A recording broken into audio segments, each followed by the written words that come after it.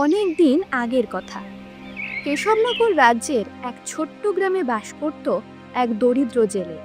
তার নাম অর্জুন। পরিবারের সাথে কষ্টে দিন কাটত তার। না ছিল ভালো জাল, না ছিল মজবুত নৌকা। যতই সে খাটত, ভাগ্য কোনোদিন তার সাথ দিত না। তার পরিবারে ছিল স্ত্রী বিন্দি এবং 5 বছরের পুত্র রতন।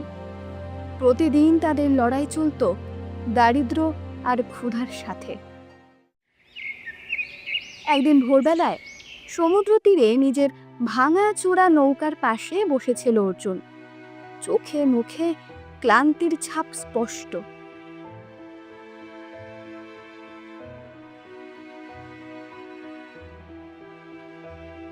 বাবা, ও বাবা, বাবা চলো না, মা কাঁদছে। চলো না বাবা, মা কাঁদছে, তাড়াতাড়ি চলো।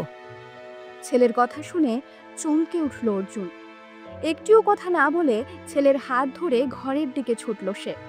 ঘরে এসে দেখে বিন্দি চুলার পাশে বসে চোখের পানি ফেলছে। বিন্দি, কি হয়েছে? কেন কাঁদছো?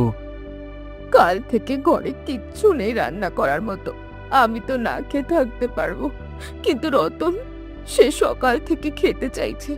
গতকাল ওকে মিথ্যে বলে ঘুম পাড়ালাম যে ভাত বসানো আছে, আজও শুধু হাঁড়িতে জল দিয়ে রেখেছি।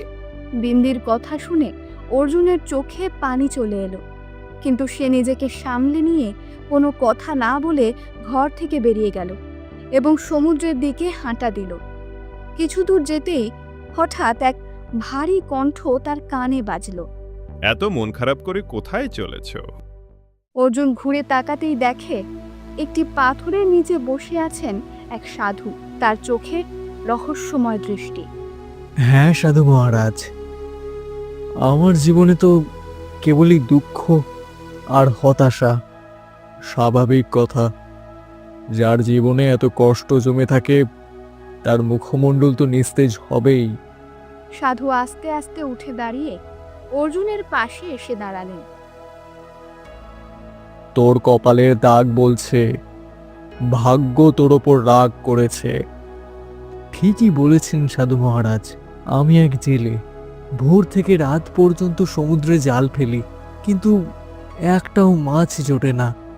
অথচ আমার পাশে জেলেদের জাল ভর্তি হয়ে যায়।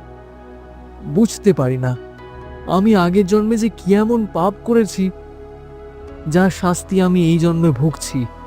অর্জুনের কথা শুনে সাধু রহস্যময় ভঙ্গিতে বলল, মনে হচ্ছে ভগবান তোমার ওপর রাগ করেছেন। আমার কথাগুলো ভালো করে শোনো। ভগবান মানুষকে যা দেন সবই তার মঙ্গলের জন্যই দেন। আপনি আসলে বলতে কি চাইছেন? আমি এটাই বলতে চাই বৎস, অনেক সময় ধন আসার পর মানুষের মনে লোভ, নিষ্ঠুরতা আর হিংসার জন্ম নেয়, অথচ সে নিজেই টের পায় না। তুমি একে এভাবেও ভাবতে পারো, ভগবান তোমাকে এসব খারাপ জিনিস থেকে রক্ষা করছেন। সাধুর কথা শুনে অর্জুন আর কিছু না বলে সোজা সমুদ্রের দিকে হাঁটা দিল। সূর্য তখন মাথার উপরে উঠেছে, ঢেউ ছিল শান্ত, কিন্তু অর্জুনের অন্তরে ক্ষুধা আর অসহায়তার ঝড় বইছিল। সে জাল ফেলে ঘন্টার পর ঘন্টা অপেক্ষা করল, কিন্তু আগের মতোই জাল খালি উঠে এলো। ঠিক তখনই তার পাশ দিয়ে চলে গেল বিরজু নামের এক জেলে। তার হাতে ছিল একেবারে নতুন বড় সড় নৌকা। জালে ঠাসা মাছ ধরা পড়েছিল। আরে অর্জুন ভাই, আচ্ছা বলো তো, এখনো কি মাছ ধরার স্বপ্ন দেখছো? হ্যাঁ মনে হয় মাছগুলো তোমাকে থেকে ভয় পায়, তাই না? মজা করো না বীরজু, আমি তো শুধু আমার পরিবারের জন্য একবেলা খাবার জোগাড় করতে চাই, শুধু ভাত, এর বাইরে আর কিছু নয়। আরে ভাই, আরে ভাই, মাছ ধরা তো একেবারে ভাগ্যের খেলা, কিন্তু তোমার ভাগ্য তো বোধহয় তোমার ওপর রাগ করেছে। বিরজুর কটাক্ষ অর্জুনের হৃদয়ে গভীর আঘাত করল, কিন্তু সে কোনো উত্তর দিল না। সারাদিন সমুদ্র তীরে বসে রইল। রাত নামল, চারপাশ নিস্তব্ধ। মধ্যরাতে অর্জুন শেষবারের মতো তার জাল সমুদ্রে ফেলল। কিছুক্ষণ পর মনে হলো জালটা ভারী হয়ে গেছে। বুক ভরা আশা নিয়ে টেনে তুলল সে জালটা। জালের ভেতর একটিমাত্র মাছ ধরা পড়েছিল। হে ভগবান, যদি একটার বদলে দুটো মাছ পড়তো তবে ভালো হতো। অর্জুনের কথা শেষ হতেই হঠাৎ সমুদ্রের বুকে এক সুন্দরী জলপরী দেখা দিল। আমি সমুদ্রের জলপরী। যে মাছ তোমার জালে ধরা পড়েছে সে আমার এলাকার, তাকে আমাকে ফিরিয়ে দাও। এর বদলে আমি তোমার একটি ইচ্ছা পূর্ণ করব। না, আমার পরিবার ক্ষুধার্ত, আমি এ মাছ ফেরত দেব না। আগে নিজের আর পরিবারের খিদে মেটাবো। অর্জুনের একগুঁয়েমি দেখে জলপরী বিস্মিত হয়ে মিলিয়ে গেল। অর্জুন মাছটি নিয়ে বাড়ি ফিরল। সেখানে বিন্দি আর রতন তার অপেক্ষায় ছিল। অর্জুন বিন্দিকে মাছ দেখিয়ে পুরো ঘটনাটা বলতে শুরু করলো। তুমি বোকা অর্জুন, জলপরীর কাছে বড় কিছু চাইতে পারতে, অন্তত কিছু ধন সম্পদ তো চাইতে পারতে। পরের দিন সকালে অর্জুন আবার নৌকা নিয়ে সমুদ্রে গেল। জাল ফেলতেই হঠাৎ আবার সেই জলপরী উঠে আসলো। কি বলো, তুমি কি সিদ্ধান্ত পাল্টেছ? হ্যাঁ, আমি আমার মাছ তোমাকে ফিরিয়ে দিচ্ছি, তবে শর্ত এই যে তুমি আমার একটি ইচ্ছে পূরণ করবে। তোমার এই সিদ্ধান্ত তোমার ভবিষ্যৎ পাল্টে দেবে। বলো, কি চাইছো তুমি? আমি চাই আমার জালে এত মাছ ধরা পড়ুক যে সেগুলো বিক্রি করে আমি ধনী হয়ে যাই। আর আমি চাই আমার গ্রামে শুধু আমার জালেই মাছ ধরা পড়ুক, অন্য কারো জালে না। হ্যাঁ, তোমার ইচ্ছা পূর্ণ হবে, কিন্তু মনে রেখো তোমাকে একটি প্রতিজ্ঞা করতে হবে, আর নিজের দারিদ্র্যের দিনগুলো কোনো দিন ভুলবে না। ঠিক আছে, ঠিক আছে, আমি প্রতিজ্ঞা করছি আমি তাই করব। তাহলে আজ থেকে মাছ কেবল তোমার জালেই ধরা পড়বে। এই বলে জলপরী অদৃশ্য হয়ে গেল। অর্জুন জাল সমুদ্রে ফেলল। টেনে তুলতেই দেখে জাল ভর্তি মাছ। এত মাছ সে জীবনে কখনো দেখেনি। অর্জুন বিস্ময়ে চিৎকার করে উঠল। সেই দিন থেকে যখনই অর্জুন জাল ফেলতো, মাছগুলো নিজেরাই এসে তার জালে ধরা দিত। মাছ ভর্তি ঝুড়ি নিয়ে যখনই সে বাড়ি ফিরত, বিন্দি আর রতনের চোখ আনন্দে চকচক করে উঠত। আরে বাবা, আজ এত মাছ, আজ তো পেট ভরে খেতে পাবো। হ্যাঁ বিন্দি, আমাদের দুঃখের দিন শেষ হয়ে গেছে। এখন শুরু হলো সুখের সময়। খাও দাও, আনন্দ করো। অর্জুন বাজারে মাছ বিক্রি করতে শুরু করলো। ধীরে ধীরে তার কুঁড়েঘর রূপ নিল এক বিশাল প্রাসাদে। সে শুধু ধনীই নয়, গোটা গ্রামের সবচেয়ে প্রভাবশালী মানুষ হয়ে উঠল। অন্য মৎস্যজীবীরা, যার মধ্যে বীরজুও ছিল, এখন মাছ ধরার জন্য হাহাকার করতে লাগলো। তাদের জাল সব সময় খালি থাকতো। আরে ভাই, ব্যাপারটা তো খুব অদ্ভুত হয়ে যাচ্ছে। অর্জুনের জাল সব সময় মাছ ভর্তি হয়, আর আমাদের জালে একটা মাছও ধরা দেয় না। এ আবার কেমন কাণ্ড? বীরজুর কথা শুনে আরেকজন জেলে গভীর চিন্তায় পড়ল। হ্যাঁ, তুমি ঠিকই বলেছো বিজ্জু ভাই, আমারও সন্দেহ হচ্ছে যে অন্য কিছু একটা ঘটছে। ভাবো তো কি করে সম্ভব যে এই গোটা গ্রামে শুধু অর্জুনের জালেই মাছ ধরা পড়ছে, আর অন্য কারো জালে একটাও ধরা পড়ছে না। কিছুদিন আগেও তো এই অর্জুন সমুদ্র তীরে বসে শুধু কাঁদতো আর নিজের ভাগ্যকে দোষারোপ করত, অথচ আজ সে হয়ে গেছে বড় লোক। মাছ বিক্রি করে যে কত টাকা কামাচ্ছে আমরা তো কল্পনাও করতে পারি না। তোমাদের কথা সবই ঠিক, কিন্তু আসল সত্যিটা হলো এই সময় অর্জুনের ভাগ্যের তারাগুলো উঁচুতে উঠেছে, আর আমরা সবাই দুর্দশায় আছি। আমাদের ঘরে স্ত্রী সন্তানরা সব ক্ষুধায় কাতরাচ্ছে, কিন্তু আমরা কি করব বলতো? আমাদের তো মাছ ধরা ছাড়া আর কোনো কাজই জানা নেই। তাহলে তুমি বলো না বীরজু ভাই, এই অবস্থায় আমরা করবোটাই বা কি, বলো না। এই কঠিন পরিস্থিতিতে মৎস্যজীবীদের হাতে একটাই পথ বাকি রইল। শোনো, আমাদের সবাইকে মিলে এখন শুধু অর্জুনের কাছে সাহায্য চাইতে হবে। আমার বিশ্বাস অর্জুন এই দুঃসময় আমাদের পাশে দাঁড়াবেই। হ্যাঁ হ্যাঁ, কেন নয়, নিশ্চয়ই করবে, নিশ্চয়ই করবে। আরে বাবা, এক মৎস্যজীবী তো আরেক মৎস্যজীবীর কষ্ট সবচেয়ে ভালো বোঝে। ঠিক ঠিক বলেছ বীরজু ভাই। আরে আরে আজ যে সমস্যার মধ্যে আমরা সবাই পড়েছি, সেই একই সমস্যায় তো কিছুদিন আগে অর্জুন নিজেই কষ্ট পাচ্ছিল, তাই না? হ্যাঁ, ঠিক ঠিক, একদম ঠিক বলেছ তুমি। অতএব ক্ষুধার্ত মৎস্যজীবীরা অর্জুনের কাছে সাহায্য চাইবার সিদ্ধান্ত নিল। বীরজু ও অন্য মৎস্যজীবীরা অর্জুনের বাড়ির সামনে এসে দাঁড়ালো। অর্জুন দাদা, শোনো না, একবার আমাদের দিকে তাকাও। আমরা কি অবস্থায় এসে গেছি দেখো। আমাদের জালে মাছ আটকে নেই, পরিবারগুলো সব অনাহারে, আমাদের বাচ্চারাও ক্ষুধার্ত, আমরা সবাই অভুক্ত। অর্জুন দাদা, দয়া করো, দয়া করে আমাদের একটু সাহায্য করো, তুমি দয়া করো।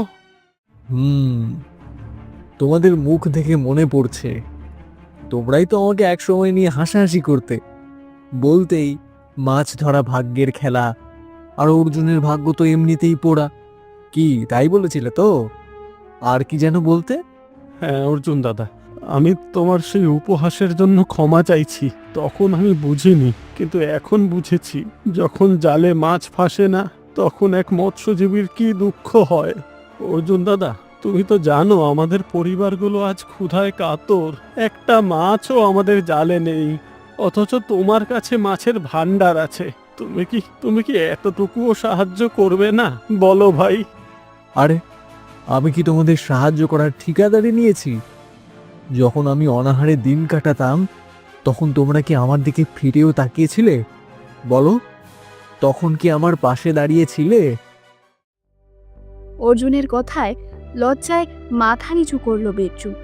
এটা সত্যি অর্জুন দাদা, আমরা কেউই তোমার কষ্ট বোঝার চেষ্টা করিনি, কিন্তু আজ আমরা আন্তরিকভাবে তোমার কাছে ক্ষমা চাইতে এসেছি। আমাদের বিশ্বাস করো, জীবনে আর কখনো আমরা কারো দুঃখ নিয়ে উপহাস করব না। তা তোমরা সবাই আমার কাছে কি চাইছো, বলো দেখি? দেখো অর্জুন দাদা, তোমার জালে এখন অনেক মাছই ধরা পড়ছে। তুমি চাইলে তোমার ওই অগণিত মাছের মধ্যে কিছু মাছ আমাদের দাও, আমরা মৎস্যজীবীরা সারা রাজ্যে ঘরে ঘরে গিয়ে তোমার মাছ বেচে দেব। তার বিনিময়ে তুমি শুধু আমাদের এতটুকুই অর্থ দিও, যাতে আমরা আর আমাদের পরিবারগুলো দুমুঠো খেতে পারি। বীরজুর কথা শুনে অর্জুন উচ্চস্বরে হেসে উঠল। বীরজুর দিকে তাকিয়ে সে বিদ্রূপ ভরে বলল, ওহ বাহ বাহ, কি সুন্দর কথা বলছো। আমি নাকি তোমাদের মাছ দেব ফ্রিতে? আরে আমার মাছ কি রাজ্যে গড়াগড়ি করছে নাকি, যে তোমাদের হাতে তুলে দেব বিক্রি করার জন্য? যাও এখান থেকে, একটাও মাছ দেব না তোমাদের। আর শোনো, দ্বিতীয়বার যেন তোমাদের মুখ আমি এখানে না দেখি। আমার কোনো আগ্রহ নেই তোমাদের চেহারা দেখার। যাও যাও, এক্ষুনি যাও। অহংকার অর্জুনকে অন্ধ করে দিয়েছিল। সে বীরজু আর বাকি মৎস্যজীবীদের খালি হাতে ফিরিয়ে দিল। এই অমানবিক ব্যবহার দেখে বিন্দি ভীষণ ক্ষিপ্ত হয়ে উঠল। লজ্জা হওয়া উচিত তোমার অর্জুন, যাদের সঙ্গে তুমি এতদিন জীবন কাটালে, তাদের আজ তুমি অনাহারে মরতে দিচ্ছ। এই বিন্দি, আমাকে শেখানোর চেষ্টা করো না। আমি যেমন আছি ঠিক আছি, বুঝলে? এতটুকু বলেই অর্জুন সেখান থেকে চলে গেল।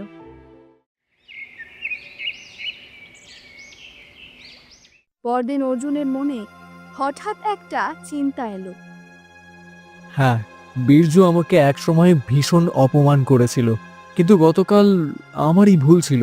ওকে আর বাকিদের ফিরিয়ে দেওয়া উচিত হয়নি। এই ভেবে অর্জুন সমুদ্রের ধারে চলে গেল।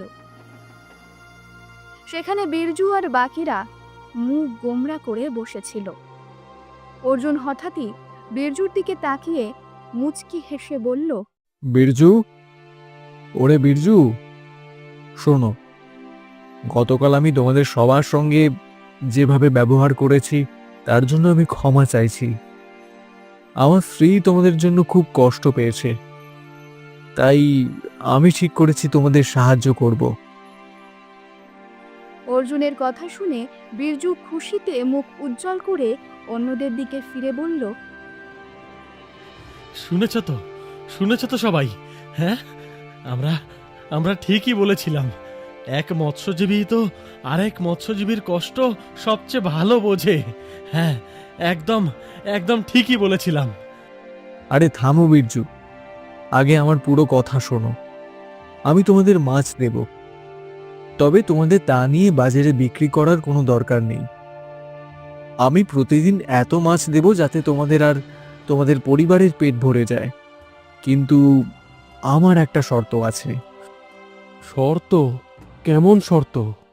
তোমাদের, হ্যাঁ, তোমাদের সবাইকে নিজেদের ঘর আমার নামে লিখে দিতে হবে। অর্জুনের কথা শুনে বীরজু হকচকিয়ে গেল। কি কি এ এ কেমন কথা বলছো অর্জুন দাদা? যা শুনছো সেটাই সত্যি। এখন সিদ্ধান্ত তোমার হাতে। চাইলে পরিবারের সবাইকে অভুক্ত মরতে দেখো, নয়তো নিজের ঘর আমার নামে লিখে দাও। ভেবে দেখো, ভেবে দেখো, সময় নিয়ে ভেবে দেখো। আসলে বীরজু আর অন্য মৎস্যজীবীদের হাতে আর কোনো উপায়ই ছিল না।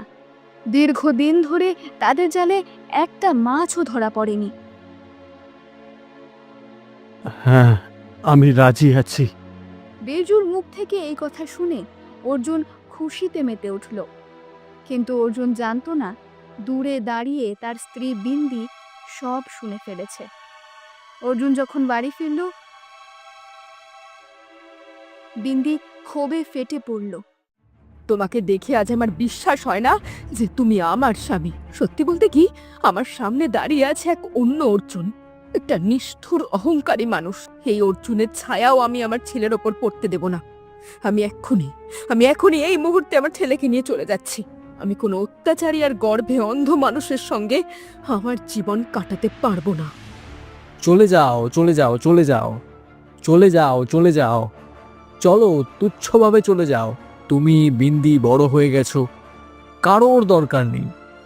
আমার কাছে এত ধন আছে যে আমি আরো 10টা বিয়ে করতেই পারি। চলে যাও তুমি। এই কথাগুলো বলেই বিন্দির সাথে করে তাদের ছেলেকে নিয়ে সেখান থেকে বেরিয়ে গেল। অর্জুন কোনোভাবে তাকে আটকানোর চেষ্টা করল না। সে ঠায় সেখানে দাঁড়িয়েই রইল। ঠিক তখনই সেই সাধু এসে উপস্থিত হলেন, যে কয়েকদিন আগে অর্জুনকে জ্ঞান দিয়েছিলেন। তুমি তো সেই সাধু যে আমাকে জ্ঞান দিতেই। হ্যাঁ, আমি সেই সাধু, এবং আমার জ্ঞান ভুল ছিল না। তুমি নিজেই দেখো, ধন আসার পর তোমার আচরণ কতটা বদলে গেছে। তোমার মনে এখন অন্যের প্রতি প্রেম নেই, এমনকি নিজের পরিবারের প্রতিও নেই। এখন এসব ব্যাপারে আমার কোনো মন নেই সাধু মহারাজ। তোমার এই ফাঁকা জ্ঞানগুলো আমার কাছে গ্রহণযোগ্য নয়। আর এসো, এবার পড়বে বকের মতো। এতটুকু বলতেই আচমকাই সেই সাধু রং বেরঙের দীপ্তি মেখে এক মুহূর্তে সেই একই জলপুরীর আকৃতিতে প্রকাশ পেলেন। অর্জুন বিস্ময়ে চমকে উঠল।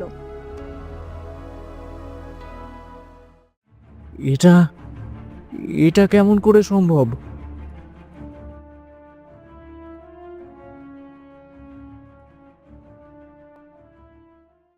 এটাই আমি, যে তুমি সমুদ্রের তীরে জলপুরি দেখে ভেবেছিলে।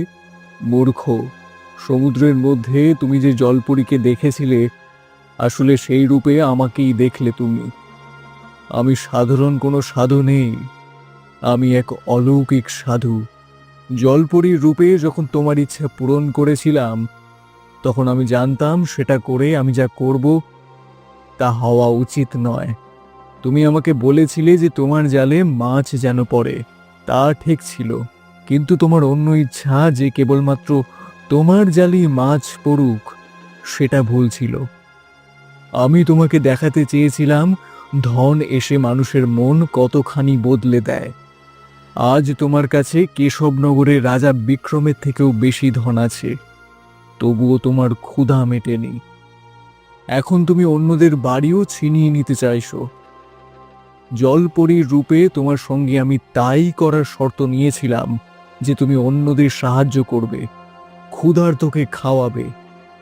কিন্তু তোমারই সম্প্রদায়ের মৎস্যজীবীরা বহুদিন ধরে তাদের পরিবার সহ অনাহারে কাতরাচ্ছে, তবে তোমার হৃদয় একবারও তাদের দেখে কাঁপেনি। তোমার মতো মৎস্যজীবী যার তৃপ্তি নেই, তোমার বাঁচবারও কোনো অধিকার নেই। এমন কথা বলে উঠতেই সাধুর চোখ থেকে অগ্নিশিখা বেরোতে লাগলো। আগুন যখন অর্জুনের দেহে পড়তে যাচ্ছিল, তখনই হঠাৎ বিন্দি তার ছেলেকে নিয়ে সেখানে এসে পৌঁছালো। কিছু জিনিস নিতে সে ভুলে গিয়েছিল, তাই ফিরেছিল। দৃশ্য দেখে সব বুঝে গেল বিন্দি। সাধু মহারাজ, আমার স্বামীকে ক্ষমা করে দিন। আমি তার পক্ষ থেকে ক্ষমা চাইছি। দয়া করে ওকে আর শাস্তি দেবেন না, ওকে ক্ষমা করে দিন। বিন্দির কথায় সাধুর ক্রোধ আস্তে আস্তে গলতে লাগলো। কিছুক্ষণ পর তার রাগ শান্ত হলো। আমাকে ক্ষমা করে দিন সাধু মহারাজ, আমাকে ক্ষমা করুন। আমি আপনার কথা বুঝেছি। সেদিন আপনি যা বলেছিলেন সবকিছুই একদম সত্যি ছিল। আমি এবার আপনি দেওয়া সেই প্রতিজ্ঞা পালন করব। ঠিক আছে, আমি তোমার একটি ইচ্ছে মুছে দিচ্ছি। এখন থেকে মাছ তোমার জালে তো ধরা পড়বেই, কিন্তু শুধু তোমার জালেই নয়, এই গ্রামে থাকা প্রতিটি মৎস্যজীবীর জালেও ধরা পড়বে। সাধু মহারাজ, আমি আর কখনো কাউকে কষ্ট দেব না, আমি প্রতিজ্ঞা করছি। এই প্রতিজ্ঞাই তোমার মঙ্গল বয়ে আনবে অর্জুন। লোভ, ঘৃণা আর ক্রোধ এসব মানুষকে কখন যে ধ্বংস করে দেয় সে টেরই পায় না। এই কথা বলেই সাধু চলে গেলেন।